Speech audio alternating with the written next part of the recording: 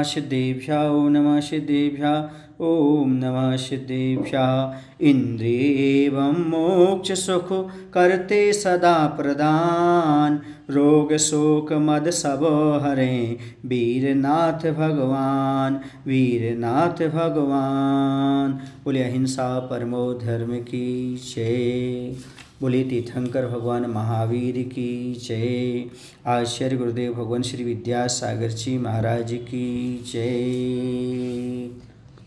बंधो, पिछली कहानी में हम देख करके आए हैं कि दो मुनिराजों ने सिंह को संबोधन दिया और ये भी बताया कि आगे चल करके तुम्हें 24वें तीर्थंकर के रूप में धर्म की प्रभावना करना है, धर्म तीर्थ का प्रवर्तन करना है, और सम्यक्त का स्वरूप भी समझाया, मिथ्यात्व के परिणाम भी समझाए और धर्म का स्वरूप भी समझाया। अब आगे सिद्ध योगी के मुख कमल से प्रकट हुए धर्म रूपी अमृत का पान करके सिंह अर्थात वही त्रिपृष्ठ के जीव ने मिथ्यात्व रूपी विष को उगल दिया और उसने मिथ्यात्व को छोड़ करके सम्यक्त ग्रहण करने के भाव बनाए। इस कारण अब वह शुद्ध चित्त हो गया। पश्चात उसने दोनों मुनिराजों की नमस्कार करते हुए परिक्रमा की तथा उनके चरणों में मस्तक झुका करके देवशास गुरु का श्रद्धानुरूप सम्यक ग्रहण किया तथा समय पाकर उसने संन्यास व्रत के साथ समस्त व्रतों को ग्रहण किया।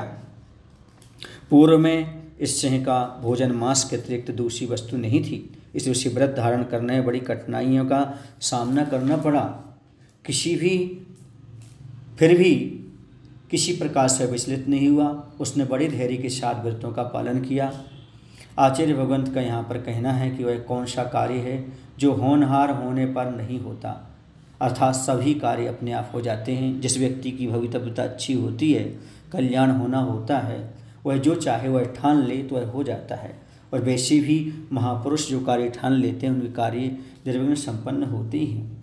दोनों मुनिराजों के उपदेश से प्रभावित हो उस सिंह का चित्त शांत हो गया और वह अत्यंत संयमी हो गया। उसे देखकर ऐसा प्रतीत होने लगा कि वह वास्तविक सिंह नहीं बल्कि चित्रित सिंह है, किसी ने सिंह का स्टेचू बना करके रख दिया है। वह भूख प्यास आदि सारी वेदनाओं को सहन करते हुए संसार की दुखमयी स्थिति पर सर्वथा विचार किया करता था। धैर्यपूर्वक समस्त जीवों पर दया भाव दिखलाता हुआ वह आर्त ध्यानों को छोड़ने लगा। पुनः पापों को नष्ट करने वाला धर्म ध्यान और सम्यक्त आदि का चिंतन करने लगा। इस प्रकार उस सिंह ने जीवन पर्यंत व्रतों का पूर्ण रूप से पालन किया। अंत में समाधि मरण द्वारा उसकी मृत्यु हुई। वह व्रतादिकों के फलस्वरूप सौधर्म नाम के प्रथम स्वर्ग में महारिद्धिधारी सिंह केतु नाम का देव हुआ। उसी 2 घड़ी के अंदर ही यौवन अवस्था प्राप्त हो गई। वहाँ पर उसी अवधि ज्ञान के द्वारा व्रतों के शुभ फल ज्ञात हो गए। अतः धर्म के महात्म्य की प्रशंसा कर वह धर्म धारण करने में संलग्न हो गया। उसे ज्ञात हो गया कि मेरी देव पर्याय को प्राप्त हुआ हूँ तो यह धर्म का ही महत्व था। क्योंकि बंधो सिंह की पर्याय में वह बहुत पाप कर चुका था, लेकिन प्रायश्चित लेकर के पश्चाताप करके सम्यक को धारण करके व्रत को धारण करके इस धर्म का पालन करके वह जब स्वर्ग में आया तो उसे धर्म का महत्व मालूम हुआ और वह पुनः धर्म धारण करने में संलग्न हो गया। पश्चात वह देव अकृत्रिम चैत्यालय में जाकर अष्टद्रव्यों सहित अनंत देव की पूजा करने लगा। मनुष्य लोक में अपने मनोरथों की सिद्धि के लिए नंदीश्वर आदि दीपों में उसने जिन प्रतिमाओं की पूजा की तथा गणधर आदि मुनिजनों को हर्ष सहित प्रणाम कर उनसे तत्वों का स्वरूप सुना एवं धर्म का उपार्जन कर अपने स्थान को लौटाया।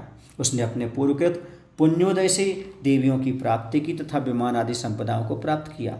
इस तरह वह देव विभिन्न रूप से पुण्य का उपार्जन करता हुआ 7 हाथ प्रमाण दिव्य शरीर का धारक हुआ। उसकी आँखों के पलक सदा खुले रहते थे।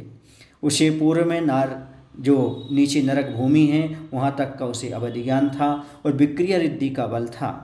2000 वर्ष व्यतीत होने के उपरांत हृदय से झरने वाले अमृत का पान करता था तथा 30 दिन के पश्चात थोड़ी श्वास लेता था। देवांगनाओं का नृत्य देखा करता था तथा वनों पर्वतों पर अपनी देवियों के साथ क्रीड़ा करता रहता था और अपनी इच्छा के अनुसार असंख्यात समुद्र में विहार करता रहता था। इंद्रिय सुखरूपी समुद्र में मग्न उस देव ने 2 सागर की आयु प्राप्त की।